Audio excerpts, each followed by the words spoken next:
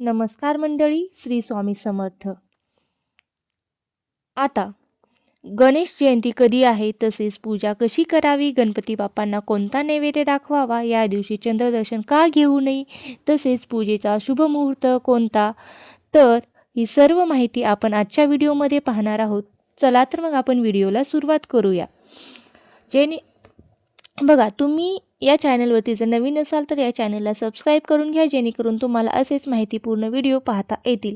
बघा, माघ महिन्यातील शुक्ल पक्षातील चतुर्थ तिथीला येणारी तिथी म्हणजे माघी गणेश जयंती. या दिवशी आपण गणपती बाप्पांचा जन्मोत्सव साजरा करत असतो. या चतुर्थीला विनायक चतुर्थी, वरद चतुर्थी, तिलकुंद चतुर्थी असेही म्हणतात. बघा, या दिवशी गणेश लहरी पृथ्वीवर येतात. या दिवशी गणेश लहरी सहस्त्रपटीने कार्यरत असतात असे मानले जाते. म्हणूनच या दिवशी गणपती बाप्पांची उपासना करणे अतिशय महत्त्वाचे आहे. बघा, या दिवशी देवी पार्वतीने आपल्या अंगाच्या मळापासून एक मूर्ती बनवली आणि त्यात प्राण टाकले. तो दिवस म्हणजे माघी गणेश जयंती. स्कंद पुराणात एक कथा आहे की नरांतक राक्षकाचा वध करण्याकरता गणेशाने महर्षी कश्यप व माता अदितीच्या पोटी विनायक या नावाने अवतार घेतला होता. म्हणून ही विनायक चतुर्थी म्हणून सुद्धा प्रसिद्ध आहे. या दिवशी धोंडीराज गणेश स्वरूपाची सुद्धा पूजा करावी असे सांगितले जाते. तर विष्णू देवाने जसे अनेक अवतार घेतले, तसेच गणेशाने सुद्धा असुरांचा नाश करण्यासाठी 8 अवतार धारण केले. यापैकी गणेशाचे मुख्य 3 अवतार मानले जातात. या 3 अवतारामध्ये 3 जन्मदिवस साजरे केले जातात. पहिला दिवस वैशाख पौर्णिमेला पुष्टीपती विनायक जन्मदिवस, दुसरा भाद्रपद शुक्ल चतुर्थी म्हणजे श्री गणेश चतुर्थीचा दिवस, आणि तिसरा म्हणजे माघ शुक्ल चतुर्थी म्हणजे श्री गणेश जयंतीचा दिवस असतो, तोच माघी गणेश जयंती. भाद्रपद शुक्ल चतुर्थी आणि माघी शुक्ल चतुर्थी या दोनामधील फरक काय, तर भाद्रपद शुक्ल चतुर्थीला जो गणेशोत्सव असतो तेव्हा गणपती बाप्पांच्या पार्थिवाची पूजा केली जाते. तर गणेश जयंतीला आपण कोणत्या पण गणेश मूर्तीची पूजा करतो. तर आता गणपती बाप्पांच्या पूजेचा मुहूर्त काय आहे, तर बघा, गणेश जयंतीचा यावर्षी गुरुवार दिनांक 22 जानेवारी 2026 रोजी आहे.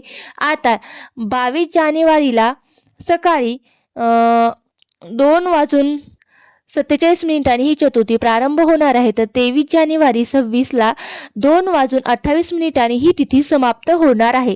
आता गणपती पूजेचा मुहूर्त काय आहे, तर सकाळी 8:26 सुरू होणार आहे ते दुपारी 1:37 संपणार आहे. यामध्ये तुम्ही पूजा करू शकता. आता ही पूजा कशी करायची, नैवेद्य कोणता दाखवा ते मी तुम्हाला सांगणार आहे. या दिवशी सकाळी लवकर उठून स्नान करायचे आहेत. स्नान करताना त्यामध्ये तुम्हाला थोडेसे तीळ टाकायचे आहेत. नंतर तुम्हाला एका पाठावर किंवा चौरंगाला लाल रंगाचे वस्त्र घालायचे आहेत. त्यावर तांदूळ ठेवायचे आहेत. तांदळावर गणपती बाप्पांची प्राणप्रतिष्ठा करायची आहे. नंतर गणपती बाप्पांची पूजा करायची आहे, षोडोपचारे पूजा करायची आहे. आता त्यासाठी एक तामणामध्ये काय घ्यायचे, तर त्यात गणपती बाप्पांची मूर्ती ठेवून पहिले अभिषेक करून घ्यावा. पहिले 5 किंवा 18 वेळा पाण्याने अभिषेक करावा.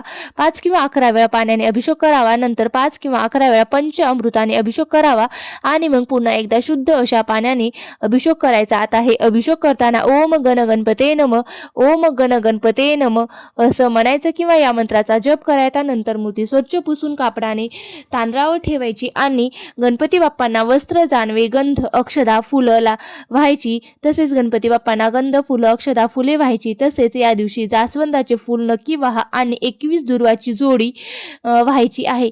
नैवेद्य दाखवताना या दिवशी तिळाच्या लाडूचा किंवा तिळाच्या मोदकाचा नैवेद्य दाखवायचा आहे आणि आरती करायची आहे. या दिवशी तशा प्रकारे आपल्याला पूजा करून घ्यायची आहे गणपती बाप्पांची. आणि नैवेद्य लक्षात ठेवा, या दिवशी आपल्याला मोदकाचा नैवेद्य नाही तर आपल्याला तिळाच्या लाडूचा नैवेद्य दाखवायचा आहे. तिळाचा मोदक केला तरीही चालतो, तो करून दाखवला तरीही चालतं.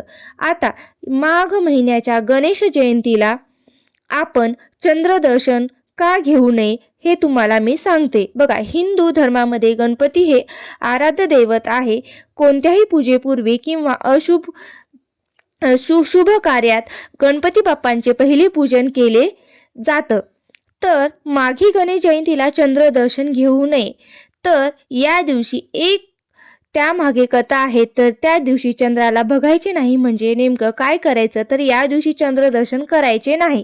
त्यामागे एक कारण म्हणजे भगवान श्रीकृष्णाने चंद्राचे दर्शन घेतले होते, म्हणून त्यांच्यावर चोरीचा आरोप झाला होता.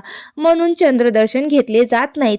व्यक्तीवर चोरीचा आरोप येतो असे म्हटले जाते. अजून एक कथा यामागे आहे की पौराणिक कथेनुसार एकदा गणपती बाप्पा आपलं वाहन असलेल्या उंदरावर बसून खेळत होते, तेव्हा त्यांचा तोल गेला आणि गणपती बाप्पा खाली पडले. तेव्हा चंद्राने हा प्रकार पाहिला आणि हसू लागला.